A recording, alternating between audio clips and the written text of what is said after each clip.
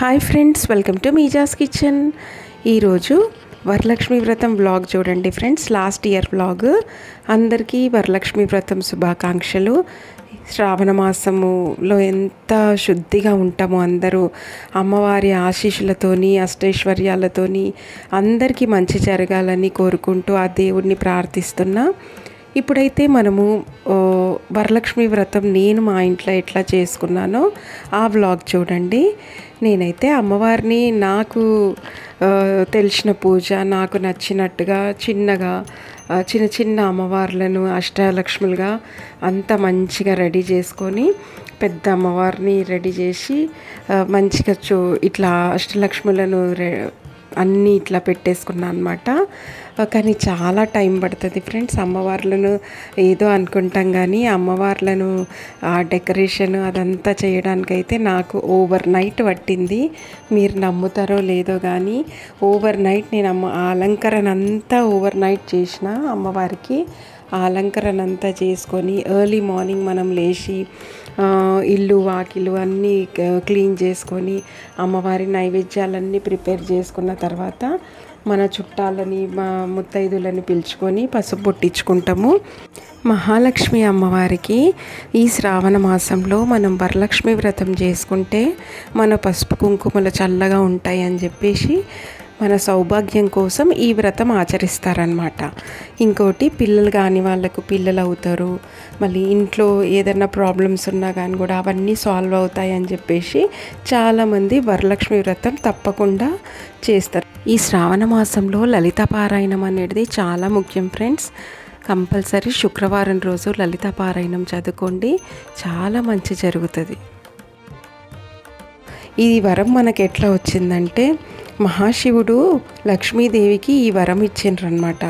మన భూలోకంలో ఆడవాళ్ళకి సుఖ సంతోషాలు ఉండాలి అంటే ఏం చేయాలి స్వామి అని అంటే ఈ వరలక్ష్మి వ్రతం ఆచరించిన వాళ్ళందరికీ సౌభాగ్యము, పిల్లలు కాని వాళ్ళకు పిల్లలు, ఇంట్లో ఏమున్నా కానీ కూడా అన్ని విధాలుగా మంచి జరుగుగాక అని చెప్పేసి వరం ఇచ్చారనమాట.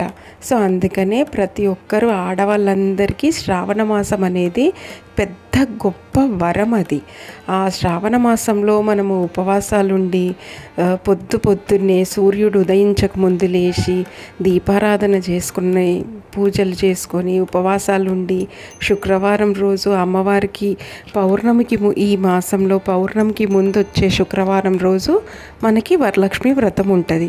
ఆ రోజు మనము ఈ వరలక్ష్మి వ్రతాన్ని ఆచరించినామంటే మనం కోరుకున్న కోరికలన్నీ నెరవేరుతాయి.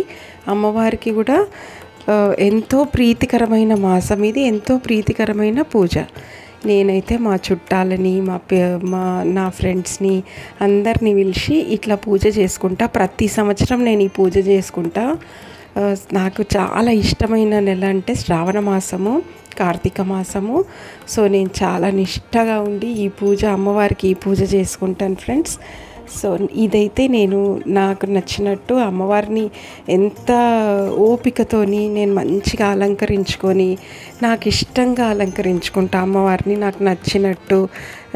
ఎంత అలసట ఉన్నా కానీ అమ్మవారిని అలంకరించే దాంట్లో నా అలసట అంతా తీరిపోతుంది. సో నేను చాలా ఇష్టంగా చాలా హ్యాపీగా సంతోషంగా ఈ వరలక్ష్మి వ్రతం చేసుకుంటా. మీరు కూడా మీ కోరికలన్నీ తీరాలి అని అంటే ఇంట్లో సంతోషంగా అమ్మవారి పూజను చేసుకోండి ఫ్రెండ్స్. మీరు కోరిన కోరికలన్నీ తీరుతాయి. నేనైతే ఎంతో ఇష్టంగా చేసుకునే పూజ అమ్మవారికి ఈ విధంగా నైవేద్యాలన్నీ పెట్టుకున్నా. ఎవరికి స్తోమతికి తగ్గట్టు వాళ్ళు నైవేద్యాలు చేసుకుంటారు. 5 రకాలు, 9 రకాలు, 11 రకాలు అట్లా. ఈ భోజనం అంతా నేను ఇంట్లోనే ప్రిపేర్ చేస్తా. ప్రతి సంవత్సరం ఇంట్లోనే ప్రిపేర్ చేస్తా నేను. అందరూ వచ్చి ముత్తైదువులందరూ వచ్చి పసుబొట్టు తీసుకొని భోజనాలు చేసి వెళ్ళిపోతారు. ఇది నా వరలక్ష్మి వ్రతం పూజ. మీకు కనుక నచ్చితే లైక్ చేయండి, షేర్ చేయండి, సబ్స్క్రైబ్ చేయండి.